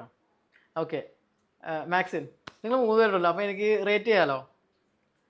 ചോയ്സ് ക്യാമ്പയിൻസിൻ്റെ പ്രോസസ്സിൽ മെയിനായിട്ട് വരുന്നത് വിസ ഡോക്യുമെൻറ്റേഷൻ ആണ്. ആ സ്റ്റാഫിനെ ആയിരിക്കും കൂടുതൽ ഹൈലൈറ്റ് ചെയ്യേണ്ടത്. ഓഫ് ലെറ്റർ ആർക്ക് വേണമെങ്കിൽ കൊടുക്കാമല്ലോ. അങ്ങനെ നോക്കുമ്പോൾ 10ൽ എത്ര മാർക്ക് ആ സ്റ്റാഫിന് കൊടുക്കാൻ പറ്റും? 10ൽ 10 കൊടുക്കും. ആന്റോന്റെ കേസിൽ എത്ര മാർക്ക് കൊടുക്കും? 10ൽ എത്ര മാർക്ക് കൊടുക്കും? എനിക്ക് വേറെ കഷ്ടപ്പാടുകളൊന്നും ഉണ്ടായിട്ടില്ല. സായന്തിന്റെ കേസിൽ എത്ര മാർക്ക് കൊടുക്കും? എന്റെ കേസിൽ ഞാൻ 10 കൊടുത്തു കഴിഞ്ഞാൽ അത് ജസ്റ്റിഫൈബിൾ ആയിരിക്കില്ല എന്ന് എനിക്ക് തോന്നുന്നു. 10ന്റെ എബോവ് എന്തെങ്കിലും കൊടുക്കാൻ പറ്റുമെങ്കിൽ അത്രയും ഒരു ഇതിലാണ് ഞാൻ. ഓക്കെ, ഇപ്പോൾ ഓൾറെഡി ഏതെങ്കിലും സ്റ്റുഡൻസിനെ റെഫർ ചെയ്തിട്ടുണ്ടോ? ഐ മീൻ, ഞാൻ ചോദിക്കാൻ കാരണം സായന്തിന്റെ കേസ് വെച്ചാൽ സായന്ത് ആ ഓറിയന്റേഷൻ ഡേയിൽ പറഞ്ഞ എനിക്ക് തോന്നുന്നു 2022 തുടങ്ങിയതാണ്. ഇനീഷ്യലി പ്രോസസ് തുടങ്ങിയതാണ്. 24 ലാസ്റ്റ്, അതായത് 25 സ്റ്റാർട്ടിംഗ് ഒക്കെയാണ്. ഓക്കെ, എല്ലാ എന്റെ ഫൈനാൻഷ്യൽ പാർട്ട് ഓക്കെ ആയതും അങ്ങനെ എല്ലാ കാര്യങ്ങളും ഓക്കെ ആയതും അങ്ങനെയാണ്. ഓക്കെ, ലോങ് ജേണി ആയിരുന്നല്ലോ. 2 റിജക്ഷൻ അറിയാം, കുറേ ഒരുപാട് സ്ട്രെസ് അല്ലേ? ഒരു റിജക്ഷൻ വരുമ്പോൾ ഓരോ സ്ട്രെസ്, പിന്നെ നമ്മുടെ ടൈം, മണി, ഇതൊക്കെ ലോസ്റ്റ് ആണ്. അപ്പോൾ ഈ ലോങ് ജേണിയിൽ ഈ 2 പേരെ നോക്കുമ്പോൾ ഒത്തിരി സ്ട്രഗിൾ ചെയ്ത് വന്നേക്കുന്ന സായന്തായതുകൊണ്ട് സായന്തായിരിക്കും നമ്മുടെ ചോയ്സിൻ്റെ ഈ ഒരു പ്രോസസ്സിനെ കമ്പാരിസൺ ചെയ്യാൻ പറ്റുന്ന കുറച്ചും കൂടി ഒരു മെയിനായിട്ട് ആൾ. ഇനി വേറൊരു കാര്യം ചോദിക്കട്ടെ, സായന്തിന് അവിടെ എങ്ങനെയായിരുന്നു? എത്ര സ്റ്റാഫായിരുന്നു കോർഡിനേറ്റ് ചെയ്ത്? ഓരോ റിജക്ഷനും ഒരു സീനിയർ ഉണ്ടായിരുന്നോ, അതല്ലെങ്കിൽ എക്സ്പീരിയൻസ്, അങ്ങനെ അതെങ്ങനെയാണ് സ്റ്റാഫിന്റെ എണ്ണത്തിൽ അവിടെ കുറവൊന്നുമില്ല. കാര്യം എന്താ വെച്ച് കഴിഞ്ഞാൽ ഇനീഷ്യലി നമ്മുടെ ഫയൽ എടുക്കുന്ന കൗൺസിലർ, പിന്നെ ഓഫർ ലെറ്റർ എടുക്കുന്ന ആള്, പിന്നെ വിസ ഡോക്യുമെന്റേഷൻ ഒരു സ്റ്റാഫ്, പിന്നെ നമ്മുടെ ലോൺ പ്രോസസ് ചെയ്യുന്നുണ്ടെങ്കിൽ ഫൈനാൻഷ്യൽ ഡിപ്പാർട്ട്മെന്റിൽ നിന്ന് ഒരാള്, അത് കഴിഞ്ഞിട്ട് വിസ ഡോക്യുമെന്റേഷൻ ഫൈനൽ ചെക്ക് ചെയ്യാനായിട്ട് ഒരു മാനേജർ, ആ മാനേജറുടെ അണ്ടറിൽ 2 പേര്, ഇതെല്ലാം കഴിഞ്ഞ് ഫൈനൽ സബ്മിറ്റ് ചെയ്യുന്നത് വേറൊരാൾ. സോ സ്റ്റാഫൊക്കെ കുറെ ഉണ്ട്. നമുക്ക് ഈ അങ്കമാലിൽ തന്നെ നോക്കുമ്പോൾ നമ്മൾ അങ്കമാലിലാണ് ഉള്ളത്. അപ്പോൾ നമുക്ക് അഡ്മിഷൻ കിട്ടുന്നത് മെയിനായിട്ട് അങ്കമാലി, ചാലക്കുടി, ഇവിടെ നോക്കുമ്പോൾ കാലടി, മഞ്ഞപ്ര, മലയാറ്റൂരൊക്കെ ആണല്ലോ. അപ്പോൾ ഒരുപാട് സ്റ്റുഡൻസ് എല്ലാ ഏജൻസിയിലും, ഇപ്പോൾ നമ്മുടെ KSRTC ബിൽഡിംഗ് തന്നെ ഒരുപാട് ഏജൻസി ഉള്ളതുകൊണ്ട് എല്ലാവരും കറങ്ങി വന്ന് ഇവിടെ ആയിരിക്കും അവസാനം നിൽക്കുക. ഇവിടെ നോക്കുമ്പോൾ അവിടെ ഞങ്ങൾക്ക് തന്നത് 45 ലക്ഷയുടെ കോഴ്സ്, 18 മാസത്തെ കോഴ്സ്, യൂണിവേഴ്സിറ്റി മാത്രമേ ഉള്ളൂ, നിങ്ങളുടെ പ്രൊഫൈലിൽ അവിടെ അല്ലെങ്കിൽ ഞങ്ങൾ ചെയ്യുന്നില്ല, നമുക്ക് UK നോക്കാം, UK ആകുമ്പോൾ സർട്ടിഫിക്കറ്റ് പോകാൻ വേണ്ട, എങ്ങനെയും കയറി പോകാമെന്ന് പറയും. ചിലപ്പോൾ 2 വർഷം കഴിയുമ്പോൾ സ്റ്റേ ബാക്കിട്ട് തിരിച്ചു വേണ്ടി വരും, പക്ഷേ നിങ്ങൾ കയറ്റി വിടാം, അതാണ് ഓഫർ ചെയ്യുന്നത്. ഇവിടെ വരുമ്പോൾ അവിടെ 45 ലക്ഷം പറഞ്ഞ് സെയിം കോഴ്സ് ഇവിടെ അവർ 15 ലക്ഷം തൊട്ട് 18 ലക്ഷം വരെ കിട്ടുന്നു. അപ്പോൾ സാറ്റിസ്ഫൈഡ് ആണ്. ഇവിടെ നിന്ന് ഒരു 85% സ്റ്റുഡൻസും കൺവിൻസ്ഡ് ആയിട്ട് പോകാറ്. നമ്മുടെ എല്ലാത്തിൻ്റെയും ഇമ്പോർട്ടൻ്റ് ആയ കാര്യം എന്ന് വെച്ചിട്ടുണ്ടെങ്കിൽ എമൗണ്ട് ആണല്ലോ. അപ്പോൾ എമൗണ്ട് അത്രയും ഇൻവെസ്റ്റ് ചെയ്യാൻ പറ്റാത്തത് കൊണ്ടായിരിക്കും ചിലപ്പോൾ അവർ വേറൊരു ഓപ്ഷൻ നോക്കി ഇവിടെ വരുന്നത്. അപ്പോൾ ഇവിടെ നിന്ന് മാക്സിമം അവർക്ക് നല്ല സപ്പോർട്ട് കിട്ടാറുണ്ട്. സായന്തിനും അങ്ങനെ തന്നെയല്ലേ ഫീൽ ചെയ്തേ? എനിക്കും അങ്ങനെ തന്നെയാണ്. കാര്യം ഞാൻ ഇൻസ്റ്റാഗ്രാം വഴിയാണ് ചോയ്സിനെ കുറിച്ച് അറിയുന്നത്. ഞാൻ അപ്പൊ തന്നെ ടെക്സ്റ്റ് ചെയ്തു. എനിക്കൊരു 5-10 മിനിറ്റ്സിൽ ഒരു കോൾ ബാക്ക് കിട്ടി. അതും ബിസിനസ് ഹൗസിലല്ല കോൾ വന്നത്, ഒരു ഈവനിങ് കഴിഞ്ഞപ്പോഴാണ്. സോ എൻ്റെ പ്രോസസ് ചോയ്സ് ആണ് എനിക്ക് ഭയങ്കര അടിപൊളിയായിട്ട് തോന്നിയത്. ന്യൂസിലേക്ക് സ്റ്റുഡന്റ് വിസ നോക്കുമ്പോൾ ഞാനിപ്പോൾ ഒരു 10 പേർക്കെങ്കിലും പോഡ്കാസ്റ്റ് ചെയ്തിട്ടുണ്ട്. അപ്പോൾ എനിക്ക് മനസ്സിലായ കാര്യം എന്ന് വെച്ചിട്ടുണ്ടെങ്കിൽ എല്ലാവരും സ്ട്രഗിൾ ചെയ്യുന്നത് ഒരു 50 lakhs അല്ലെങ്കിൽ 60 lakhs ഒക്കെ ലോൺ എടുക്കുന്നു, റീപേയ്മെൻറ്റ് ചെയ്യാൻ പറ്റാത്ത സിറ്റുവേഷനിൽ വിസ റിജക്റ്റ് ആവുന്നു. അപ്പോൾ നമുക്ക് ഇവരുടെ അടുത്തും ഒന്ന് ചോദിച്ചു നോക്കാം എങ്ങനെയായിരുന്നു എക്സ്പീരിയൻസും കാര്യങ്ങളൊക്കെ. മാക്സിൻ എങ്ങനെയായിരുന്നു ഫണ്ടിങ് കാര്യങ്ങളൊക്കെ? ITRന്റെ ആവശ്യം ഉണ്ടായിരുന്നോ? എൻ്റെ ഫണ്ടിങ് എന്ന് പറഞ്ഞിട്ടുണ്ടെങ്കിൽ മെയിൻലി ഇവിടെ നിന്നല്ല വന്നിരിക്കുന്നത്. എൻ്റെ ഒരു അങ്കിള് ഓസ്ട്രേലിയൻ സിറ്റിസൺ ആണ്. ആളുടെ ഒരു സ്പോൺസർഷിപ്പ് ആണ് നമ്മൾ ഫണ്ട് ചെയ്തേക്കുന്നത്. ആളുടെ ഇതിനകത്താണ് എല്ലാ ഫണ്ടും കാണിച്ചത്. അതിനുശേഷമാണ് പേയ്മെന്റ് കാര്യങ്ങളൊക്കെ വിസ വന്നതിന് ശേഷമാണ് ഇപ്പൊ ഫീസ് ആയാലും FTS ആയാലും എല്ലാരും കൊടുത്തേക്കുന്നത്. അപ്പൊ അതുകൊണ്ട് എനിക്ക് അത്യാവശ്യം ഓക്കെ ആയിരുന്നു. ആന്റോന്റെ കേസിൽ ITR കാര്യങ്ങളൊക്കെ എന്തെങ്കിലും വേണ്ടി വന്നോ? ഇല്ല, ഞാൻ ഓൾറെഡി FD കാര്യങ്ങളായിരുന്നു കാണിച്ചത്. വലിയ റിസ്ക് ഉണ്ടായില്ല. സോഴ്സ് അങ്ങനെയൊന്നും വലിയ സീൻ ആക്കിയില്ല. ഓക്കെ. ഇനി സായന്തിന്റെ കേസിൽ എങ്ങനെയായിരുന്നു? ആ ഏജൻസി ചെയ്തതും നമ്മുടെ ഏജൻസി വേണമെങ്കിൽ കമ്പാരിസൺ ചെയ്യാം എഡ്യൂക്കേഷൻ ലോൺ ആണെങ്കിൽ. ഓൾറെഡി എനിക്ക് ITRs ഉണ്ടായിരുന്നു. കാര്യം ഞാൻ ആദ്യം പ്രോസസ് ചെയ്തപ്പോൾ ITR വെച്ചാണ് പ്രോസസ് ചെയ്തത്. അത് കുറച്ചുകൂടി അത് വെച്ച് തന്നെ ഇവിടെ പ്രോസസ് ചെയ്യാൻ പറ്റി. പിന്നെ ഓൾറെഡി ഞാൻ രണ്ടാമത് വെച്ചപ്പോൾ അവര് ഒരു FDI എന്നെ കൊണ്ട് ചെയ്യിപ്പിച്ചിരുന്നു. അപ്പൊ അത് ഇവിടെ സോഴ്സ് ആയിട്ട് കാണിക്കാൻ പറ്റിയ കാര്യം ഡ്യൂറേഷൻ വന്നു. പിന്നെ എഡ്യൂക്കേഷൻ ലോണിന്റെ കേസിൽ ആദ്യം ഞാൻ എടുത്ത കോഴ്സ് 1.5 ഇയർ ആയിരുന്നു. അപ്പോൾ 27 lakhs 30 lakhs അടുപ്പിച്ച് ഞാൻ ലോൺ എടുത്തിരുന്നു. അപ്പൊ അതിന്റെ റീപേയ്മെന്റ് ആണ് എന്റെ റിജക്ഷന്റെ മെയിൻ കൺസേൺ ആയിട്ട് വന്നിരുന്നു. അപ്പൊ ഇവിടെ വന്നപ്പോ ചോയ്സിൽ വന്നപ്പോ ആദ്യം റെക്കമെൻഡ് ചെയ്തത് ലോൺ കുറയ്ക്കുക, റീപേയ്മെന്റ് കാണിക്കുക എന്നുള്ളതാണ്. അതായത് എപ്പോഴും ന്യൂസിലൻഡ് എല്ലാവരും റെക്കമെൻഡ് ചെയ്യുന്നത് ITRന്റെ ഒരു 30% എപ്പോഴും റീപേയ്മെന്റ് വരാവുള്ളതാണ്. അപ്പൊ അത് ഒരിക്കലും അവര് എൻ്റെ അടുത്ത് പറഞ്ഞിട്ടില്ല. അപ്പൊ ഞാൻ 2 പ്രാവശ്യം അവരെ കോൺടാക്ട് ചെയ്ത് വിസ ഫൈൽ ചെയ്തപ്പോഴും അതൊരു കൺസേൺ ആയിട്ട് അവർ ഒരിക്കലും മെൻഷൻ ചെയ്തിരുന്നില്ല. അപ്പൊ ഇവിടെ വന്നപ്പോ ആദ്യം ഇൻഷുറൻസായാലും PSC ആയാലും എല്ലാവരും മെൻഷൻ ചെയ്ത് ലോൺ കുറയ്ക്കാന്നുള്ളതാണ്. അപ്പൊ ലോൺ കുറച്ചു, സോ റീപേയ്മെന്റ് കുറഞ്ഞു, സോ എൻ്റെ ഫയൽ കുറച്ചും കൂടി സ്ട്രോങ്. അപ്പൊ നമുക്ക് വേറൊരു കൺസേൺ വരില്ലേ? അതായത് ആ ഏജൻസിക്കാര് എടുത്തു തന്ന സെയിം പ്രോഗ്രാം അല്ലല്ലോ നമ്മൾ മാറ്റി തന്നേക്കുന്നത്. അപ്പൊ അതൊരു കൺസേൺ വരില്ലേ? ഇല്ല, ഞാൻ ബിസിനസ് റിലേറ്റഡ് ആയിട്ടുള്ള കോഴ്സ് നോക്കിയിരുന്നു. കാര്യം എന്റെ ഫാമിലി ബാക്ക്ഗ്രൗണ്ട് ബിസിനസ്സിലായതുകൊണ്ട് ബിസിനസ് റിലേറ്റഡ് കോഴ്സ് ചെയ്യാനാണ് ഞാൻ നോക്കിയിരുന്നത്. അന്ന് എനിക്ക് കോളേജിനെ കുറിച്ച് അറിയില്ലായിരുന്നു. കാര്യം അവരും മെൻഷൻ ചെയ്തിരുന്നില്ല. പിന്നെ ഞാൻ നോക്കിയപ്പോഴും കോളേജ് ഒരു ഓപ്ഷൻ ആയിട്ട് കണ്ടിരുന്നില്ല. പിന്നെ ചോയ്സിൽ വന്ന പിന്നെയാണ് ഞാൻ കോളേജിനെ കുറിച്ച് അറിഞ്ഞത്. പിന്നെ ചോയ്സ് കോളേജ് റെക്കമെൻഡ് ചെയ്തുകൊണ്ടല്ല ഞാൻ കോളേജ് എടുത്തത്. ഞാൻ എന്റെ സൈഡിൽ നിന്നും കുറച്ച് റിസർച്ച് ചെയ്തു. അവിടെ എന്റെ റിലേറ്റീവ്സ് ഉണ്ട്, അവരായിട്ട് വിളിച്ച് സംസാരിച്ചു. പിന്നെ എന്റെ സൈഡിൽ നിന്ന് കോളേജിന്റെ കാര്യങ്ങളൊക്കെ നോക്കി. അങ്ങനെയാണ് ഞാൻ കോളേജ് ലാസ്റ്റ് ചൂസ് ചെയ്തത്. അപ്പോൾ എനിക്ക് ഓർമ്മയുണ്ട് സ്റ്റാഫ് പറഞ്ഞത് സായൻസ് കോളേജ് നോക്കുന്നില്ല, ആൾക്ക് ഭയങ്കര ടെൻഷനാണ്. കസിൻ പറഞ്ഞു യൂണിവേഴ്സിറ്റിയാണ് കുറച്ചുകൂടി ബെറ്റർ, അവിടെ ആയിരിക്കും. കാരണം ഓൾറെഡി 2 പ്രാവശ്യം റിജക്റ്റ് ആയത് പോളിടെക്നിക്കിനാണല്ലോ. അപ്പോൾ ഇനി കോളേജിലേക്ക് വന്നു കഴിഞ്ഞിട്ടുണ്ടെങ്കിൽ ഡൗൺ ചെയ്ത് കഴിഞ്ഞിട്ടുണ്ടെങ്കിൽ വീണ്ടും റിജക്ഷൻ അത് ചാൻസ് ആകില്ലേ, അതുകൊണ്ട് യൂണിവേഴ്സിറ്റി എടുക്കുന്നത് നല്ലതല്ലേ എന്നൊരു സജഷൻ വന്നു. അപ്പോൾ അതെങ്ങനെയാ ഓവർകം ചെയ്തപ്പെടുന്നത്?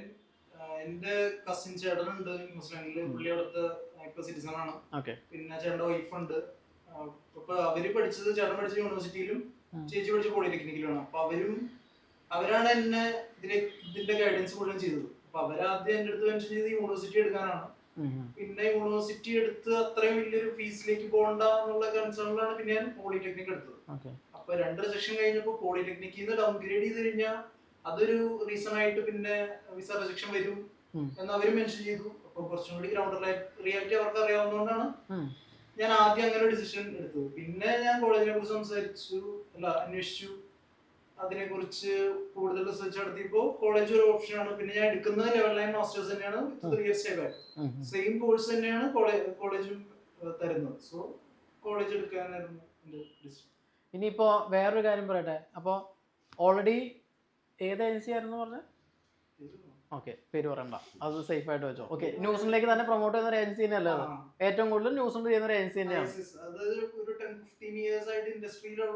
ഏജൻസിയാണ്. അപ്പോൾ ആ ഏജൻസി പോളിടെക്നിക്ക് വെച്ചിട്ട് കിട്ടാത്ത ഫയല് ഇനി കോളേജ് നമ്മൾ റെക്കമെൻഡ് ചെയ്യുന്നു. അറിയാലോ, കോളേജ് എന്ന് പറയുമ്പോൾ ഒരു കോളേജ് അത്രയും എന്താണ് അത്ര റിവ്യൂ ഇല്ലാന്ന് പറയാം. അപ്പോൾ അങ്ങനെ ഡൗൺ ഗ്രേഡ് ചെയ്ത് തരുമ്പോൾ ഓട്ടോമാറ്റിക്കലി പറയില്ലേ, പാരൻസ് ആണെങ്കിലും ബ്രദർ ഇപ്പോൾ ആണെങ്കിലും എല്ലാവരും പറയില്ലേ ഇങ്ങനെ ഒരു ഓപ്ഷൻ വേണോ വേണ്ടയോ. അതെങ്ങനെയാണ് ഇവിടെ നിന്ന് കിട്ടിയ ഒരു ഇൻഫർമേഷൻ കൊണ്ടാണോ ഓവർകം ചെയ്തത്, അതോ അതാരായിരിക്കും കൂടുതൽ സജസ്റ്റ് ചെയ്തത്? ഞാൻ പിന്നത്തെ ഡിസിഷൻ കൂടുതൽ എന്റെ ഫാമിലിയുടെ ആയിരുന്നു. അപ്പൊ ഞാൻ ഇങ്ങനെ കോഴ്സ് ഫീ കുറവാണ്, കോളേജാണ് ചൂസ് ചെയ്യുന്നത്. അപ്പൊ അവർക്ക് ഒരു കൺസേൺ ഉണ്ടായിരുന്നു, ഇത്ര ഫീ കൊടുത്തിട്ട് എന്തിനാണ് ഒരു കോളേജിൽ പോയി പഠിക്കുന്നത്, കാര്യം മാസ്റ്റേഴ്സ് ആണ്, വേറൊരു രാജ്യത്താണ് പോകുന്നത്. അപ്പോ ചോയ്സ് ചെയ്യുന്ന ഇൻഫർമേഷൻ ഞാൻ കൊടുത്തു. അതുകൂടാണ്ട് തന്നെ NSQA റേറ്റഡ് ഇൻസ്റ്റിറ്റ്യൂഷൻ ആണോ എന്നാണ് എല്ലാവരും നോക്കുന്നത്. NSQA റേറ്റഡ് ഇൻസ്റ്റിറ്റ്യൂഷൻ ആണെങ്കിൽ ന്യൂസിലൻഡില് അതിൻ്റെതായ വാല്യൂ ഉണ്ട്. അവരുടെ എല്ലാ കോഴ്സും എല്ലാ കൊല്ലവും അവര് റിവ്യൂ ചെയ്യുന്നതാണ്. ഈ ഡീറ്റെയിൽസ് ഒക്കെ കിട്ടിയപ്പോ അവരും കൺവിൻസ്ഡ് ആയിരുന്നു. ഇനി എങ്ങനെയാണ് 1 ഇയർ കോഴ്സിന് എത്ര വർഷമാണ് സ്റ്റേ ബാക്ക് കിട്ടുന്നത്? 3 വർക്കും 3 years എത്ര മണിക്കൂർ വർക്ക് ചെയ്യാം? 25 വർക്ക് ചെയ്യാം. എല്ലാ ഫുൾ ടൈം പഠിക്കാനുള്ള പ്ലാനാണോ അതോ പാർട്ട് ടൈം വർക്ക് ചെയ്യുമോ? എങ്ങനെയാ? പഠിക്കും. ഇമ്പോർട്ടൻസ്, രണ്ടിനും ഇമ്പോർട്ടൻസ് വേണം. 25 മണിക്കൂർ വർക്ക് ചെയ്യാനും ഇമ്പോർട്ടൻസ് വേണം. സെറ്റാണ്. ഓക്കെ, ഇനിയുള്ളത് ജിതിൻ നമ്മളോട് പോയി. ജിതിന്റെ കോഴ്സ് കഴിയാറായില്ലേ? 2-3 മാസം കൂടി ഉള്ളൂ അല്ലേ? ആളുടെ കേസിൽ ഓൾമോസ്റ്റ് 80% ഓൺലൈൻ സ്റ്റഡി ആണ്. ക്ലാസ് ഫിസിക്കലി അറ്റൻഡ് ചെയ്യേണ്ട ആവശ്യമില്ല. നിങ്ങളുടെ കേസിലും സെയിം കോഴ്സ് തന്നെ ആൾ കൊടുത്തത്. അപ്പോൾ അവർക്ക് 80% ഓൺലൈനായിട്ട് പഠിക്കാം വീട്ടിൽ ഇരുന്നിട്ട് തന്നെ. നിങ്ങളുടെ കേസിൽ അങ്ങനെ തന്നെയാണ്. പിന്നെ നമ്മൾ കോളേജുകൾ റെക്കമെൻഡ് ചെയ്യുന്നതിൻ്റെ മെയിൻ റീസൺ എന്ന് വെച്ചിട്ടുണ്ടെങ്കിൽ, ഒന്ന് ബഡ്ജറ്റ് ഫ്രണ്ട്ലി ആണ്, 2 സ്റ്റുഡൻസ് ചിലപ്പോൾ നാട്ടിലൊരു 75% മാർക്ക് ഉണ്ടാവും. പാരൻസ് പറയും ഞങ്ങൾക്ക് എൻ്റെ കൊച്ചു ന്യൂസിലൻഡ് യൂണിവേഴ്സിറ്റി പോയി പഠിച്ചാൽ മതി എന്ന് പറഞ്ഞ് വിടും. എന്താ പ്രശ്നം എന്ന് വെച്ചിട്ടുണ്ടെങ്കിൽ, നമ്മുടെ നാട്ടിലെ എഡ്യൂക്കേഷൻ സിസ്റ്റം അല്ല ന്യൂസിലൻഡിലുള്ളത്. അവിടെ ചെന്ന് സ്റ്റുഡൻസിന് അസൈൻമെൻറ്റ് വെക്കണം, റിസർച്ച് ചെയ്യണം. ഇതൊക്കെ സ്ട്രഗിൾ ചെയ്തിട്ട് ഇവിടെ നിന്ന് ഒരു 40 ലക്ഷം കൊടുത്ത് പോകും. ആ 40 ലക്ഷം 1 വർഷം കൊണ്ട് തീരും. അത് കഴിഞ്ഞിട്ട് പ്രൈവറ്റ് ഇൻസ്റ്റിറ്റ്യൂട്ടിൽ വീണ്ടും മാസ്റ്റേഴ്സ് പഠിക്കാൻ വേണ്ടി വീണ്ടും ഒരു 15 ലക്ഷം മുടക്കും. അപ്പോൾ അപ്പോഴും നമ്മുടെ സമയം പോകുകയാണ്, കാശ് പോകുകയാണ്. ഇത് ഈ സ്ട്രഗിളിലൂടെ വീണ്ടും പോകണം. അപ്പോൾ ഇത് കേൾക്കുന്ന പാരൻസിൻ്റെ അടുത്ത് എനിക്ക് പറയാനുള്ളത്, നിങ്ങൾ ഏതെങ്കിലും പാരൻസ് അവരുടെ കുട്ടികളെ ന്യൂസിലേക്ക് ഒരു സ്റ്റഡി വിസ ഓപ്ഷൻ ട്രൈ ചെയ്യുന്നുണ്ടെങ്കിൽ, യൂണിവേഴ്സിറ്റിയിൽ പഠിക്കാനുള്ള കേപ്പബിലിറ്റി ഉണ്ടെങ്കിൽ മാത്രം ആളെ കൊണ്ട് ആ ലോഡ് എടുപ്പിക്കുക. അതല്ലെങ്കിൽ പ്രൈവറ്റ് ഇൻസ്റ്റിറ്റ്യൂട്ടിൽ 1 ഇയർ മാസ്റ്റേഴ്സ് പഠിക്കാൻ വേണ്ടിയിട്ട് ഒരു ഓപ്ഷൻസ് ഉണ്ട്. അത് ട്രൈ ചെയ്യാനാണ് നമ്മുടെ റെക്കമെൻഡേഷൻ. അത് കുറച്ച് ഇൻഫോർമേറ്റീവായി തോന്നില്ലേ? ഇൻഫോർമേറ്റീവ് ആണ്. കാരണം ഞാൻ ആലോചിച്ചിട്ട് ലൈക്ക് ഞാൻ റിസർച്ച് ചെയ്തിട്ടും ഞാൻ ചോദിച്ചു നോക്കിയിട്ടും എല്ലാത്തിലും എനിക്ക് മനസ്സിലായതെന്ന് വെച്ചിട്ടുണ്ടെങ്കിൽ, യൂണിവേഴ്സിറ്റി തരുന്ന കോഴ്സും നമ്മളിപ്പോൾ കോളേജിൽ നിന്ന് എടുക്കുന്ന കോഴ്സും രണ്ടും ലെവലിലായിട്ട് തന്നെയാണ്. അപ്പോൾ അതിനകത്ത് പ്രത്യേകിച്ച് വ്യത്യാസം വരുന്നില്ല. നമ്മളിപ്പോൾ ഒരു 50% 60% എക്സ്ട്രാ ഫീസ് നമ്മൾ അങ്ങോട്ടേക്ക് കൊടുത്ത് പഠിക്കുന്നു. പിന്നെ പഠിക്കാനും കുറച്ചുകൂടി പാടായിരിക്കും. നമ്മളിപ്പോൾ ഇവിടെ നിന്ന് ഇത്ര ലോണൊക്കെ എടുത്തുകൊണ്ട് പോകുന്ന ഒരാളാണെങ്കിൽ അത് കുറച്ചുകൂടി ബേർഡൻ ആയിട്ട് വരാനാണ് സാധ്യത. കുറച്ചുകൂടി എനിക്ക് തോന്നുന്നു പ്രിഫറബിളി കോളേജുകളായിരിക്കും ബെറ്റർ. ഈ ആൻഡോന്റെ കേസിൽ എനിക്ക് തോന്നുന്നു കുറച്ചും കൂടി റിസർച്ച് ചെയ്യുന്ന ആളാന്ന് എനിക്ക് തോന്നിയിട്ടുണ്ട്. കുറച്ചൊക്കെ M.Com കഴിഞ്ഞിട്ടുണ്ട്. അപ്പോൾ പിന്നെ അതുകൂടാതെ ഇതിന്റെ മുമ്പ് എവിടെയൊക്കെയോ ഏജൻസിയിൽ ട്രൈ ചെയ്തിട്ടുണ്ട്. അപ്പോൾ അപ്പോഴും ഒരു കൺസേൺ വന്നിട്ടുണ്ടാവില്ലേ, ഞാൻ അന്വേഷിച്ച കോളേജ് ഏജൻസികളൊക്കെ യൂണിവേഴ്സിറ്റിയിലാണ് പ്രിഫർ ചെയ്തത്. അപ്പോൾ ഇവിടെ വന്നപ്പോൾ എന്തുകൊണ്ട് പ്രൈവറ്റ് ഇൻസ്റ്റിറ്റ്യൂട്ട് നമുക്ക് തരുന്നു? ഞാൻ ഓൾറെഡി ഓവർ ക്വാളിഫൈഡ് ആണ്, അതിൻ്റെ ഒരു കൺസേൺ ഉണ്ട്, 1 വർഷം ഗ്യാപ്പ് ഉണ്ട്. അപ്പോൾ അങ്ങനെ ഒരു കൺസേൺ വന്നായിരുന്നോ? എനിക്ക് ഓൾറെഡി എന്റെ ഫ്രണ്ട് ഓൾറെഡി ഇവിടുന്ന് പോയത് കൊണ്ട് എനിക്കൊരു വിശ്വാസം ഉണ്ടായിരുന്നു. അത് മെയിൻലി ഫസ്റ്റ് സംഭവം. പിന്നെ ഞാൻ ബാക്കിയുള്ളടത്തൊക്കെ ചോദിക്കുമ്പോൾ അറൗണ്ട് ഒരു 50 lakhs അടുത്താണ് അവർ പറയുന്നത്. നമുക്ക് ആ അക്കൗണ്ടിൽ കാണിക്കുന്ന ലിവിങ് എക്സ്പെൻസ് കാണിക്കാനാണെങ്കിൽ പോലും നല്ല രീതിയിൽ ഫണ്ട് പറയുന്നത്. പക്ഷെ നമുക്കത് കേപ്പബിൾ അല്ല അത്ര. അതുകൊണ്ടാണ് ഞാൻ ന്യൂസിലൻഡ് എന്ന് പറഞ്ഞൊരു ഓപ്ഷനേ ഡിലീറ്റ് ചെയ്തിരിക്കുന്നത് എൻ്റെ കയ്യിൽ നിന്ന്. അപ്പോഴാണ് ഞാൻ ഇവിടെ വന്നതും അതേപോലെ ഈ കോഴ്സിന്റെ കാര്യങ്ങൾ ഞാൻ അറിയണത് ഇവിടെ വന്നേ. പിന്നെ വേറെ ആരും എൻ്റെ അടുത്ത് ഇതുവരെ ഈ കോഴ്സ് ഓഫർ ചെയ്തിട്ടുള്ള ഈ കോളേജിനെ പറ്റി പറഞ്ഞിട്ടുണ്ട്. എല്ലാവരും യൂണീസ് തന്നെയാണ് പറയുന്നത്. യൂണീസ് നമുക്ക് ഒട്ടും എന്താ പറയുക, അത്ര റേറ്റ് കൊണ്ട് നമുക്ക് അത്ര ഫണ്ടിങ് നമ്മൾ അവിടെ ചെയ്ത് കഴിഞ്ഞാൽ നമുക്ക് ഭയങ്കര ഒരു വലിയ ബർഡൻ അത്. അതിനകത്ത് കുറച്ച് ഒരു അറൗണ്ട് ഒരു 28 29 lakhs നമുക്ക് വരുന്നുണ്ട് ഒരു 1 year സ്റ്റഡീസിന് വേണ്ടി മാത്രം. നമുക്കത് വലിയൊരു പറഞ്ഞതാണ്. പക്ഷെ അതുകൊണ്ടാണ് ഞാൻ അത് ഡ്രോപ്പ് ചെയ്ത് പോലും. പക്ഷെ ഇവിടെ വന്നു കഴിഞ്ഞ് കാര്യങ്ങളൊക്കെ പറഞ്ഞ് നമ്മൾ സംസാരിച്ച് കഴിഞ്ഞ് ഞാൻ കുറച്ചും കൂടി യൂണിയും അതേപോലെ ഇപ്പോൾ ആള് പറഞ്ഞോളം തന്നെ ഞാൻ നോക്കിയായിരുന്നു. നോക്കി കഴിഞ്ഞപ്പോൾ സെയിം എക്സാക്ട് ലാസ്റ്റ് കൺക്ലൂഷനിൽ എത്തിയത് നമുക്ക് ഏതെടുത്താലും ഇപ്പൊ നമുക്ക് അവിടെ ചെന്ന് കഴിഞ്ഞാൽ ഓൾറെഡി മേ ബി ചിലപ്പോൾ കോളേജ് കുറച്ചുകൂടി ഭയങ്കര ഫെസിലിറ്റഡ് ആയിരിക്കും, ഒരു 2-3 ബിൽഡിങ്ങിന്റെ ഒക്കെ ആയിരിക്കും. ബട്ട് എന്നിരുന്നാൽ പോലും നമുക്കിപ്പോൾ പഠിച്ചു കഴിഞ്ഞാൽ എല്ലാം സെയിം ഈക്വൽ ആവും ലാസ്റ്റ്. നമുക്ക് ഏറ്റവും നല്ലത് നമുക്ക് ഇവിടെ കോളേജസ് പ്രിഫർ ചെയ്യുന്നതാണ്. ഓക്കെ, ഇനി അടുത്തൊരു കാര്യം പാരൻസിൻ്റെ അടുത്ത് നമുക്ക് പറയാനുള്ളത്, ഇവര് 3 സ്റ്റുഡൻസും പോകുന്നത് ഒരു പ്രൈവറ്റ് ഇൻസ്റ്റിറ്റ്യൂട്ടിലേക്കാണ്. 18 lakhs താഴെ, അതായത് 15 ലക്ഷം തൊട്ട് 18 ലക്ഷം രൂപ വരെ ഓപ്ഷൻ ആകുന്ന 1 year മാസ്റ്റേഴ്സിനാണ്. 3 വർഷം സ്റ്റേ ബാക്ക് കിട്ടുന്നുണ്ട്. അപ്പോൾ ഇവരെ സംബന്ധിച്ച് ഉള്ള ഓപ്ഷൻസ് നോക്കുകയാണെങ്കിൽ വലിയ എഫേർട്ട് എടുക്കേണ്ടി വന്നില്ല. ഇപ്പോൾ ഒരു 1.5-2 മാസം ഓഫർ കിട്ടാൻ വേണ്ടി വെയിറ്റ് ചെയ്യേണ്ടി വന്നില്ല. അതേപോലെ ഹ്യൂജ് എമൗണ്ട് സ്റ്റഡിക്ക് വേണ്ടി ന്യൂസിൽ ഇൻവെസ്റ്റ് ചെയ്യേണ്ടി വന്നിട്ടില്ല. അതുപോലെ 18 മാസം പഠിക്കണ്ട മാസ്റ്റേഴ്സ്. അപ്പം അങ്ങനെ നോക്കുമ്പോൾ പാരൻസിന് ഉള്ള ഇൻഫർമേഷൻ എന്ന് വെച്ചിട്ടുണ്ടെങ്കിൽ യൂണിവേഴ്സിറ്റി സെലക്ട് ചെയ്യാതെ കോളേജ് തന്നെ എടുക്കുന്നതായിരിക്കും നല്ലതെന്ന് എനിക്ക് തോന്നുന്നു. അന്നത്തെ വിസ റിജക്ഷൻ്റെ സെനാരിയോ ഒന്നും വരുന്നില്ല. സാറിൻ്റെ എല്ലാവിധ ആശംസകളും. നിങ്ങൾക്ക് രണ്ടുപേർക്കും സർപ്രൈസ് ഉണ്ട്. കാരണം ഫ്രണ്ട്സ് നമ്മൾ വഴി പോയി, പിന്നെ നിങ്ങൾ നമുക്ക് കുറേ റെഫറൻസ് കൊണ്ട് തന്നു. ഓൾറെഡി നിങ്ങളുടെ കൂടെ വന്നവരും അതുപോലെ റീൽസ് കണ്ടു വന്നവരൊക്കെ കുറേ നമുക്ക് പ്രോസസ് സ്റ്റാർട്ട് ചെയ്യുന്നുണ്ട്. അതുകൊണ്ട് തന്നെ രണ്ടുപേർക്കും ഷോപ്പിംഗ് ഒരു 20,000 ഈച്ച് ഇന്ന് ഷോപ്പ് ചെയ്യാം. പ്ലസ് രണ്ടുപേർക്കും ഫ്ലൈറ്റ് ടിക്കറ്റ് ചോയ്സ് ക്യാമ്പയിൻസിൻ്റെ വക ഫ്രീ ആയിട്ട് നമ്മൾ എടുത്തു തരുന്നതാണ്. അത് ഇന്നല്ലെങ്കിൽ നിങ്ങൾ എടുത്ത് റീഎംബേഴ്സ്മെന്റ് തരുന്നതാണ്. ഹാപ്പി ആയോ? ഓക്കെ, ഇനി സായന്തിന് നമ്മൾ എന്താണെന്ന് ഡിസൈഡ് ചെയ്യാം തരുന്നു. കുഴപ്പമില്ലല്ലോ.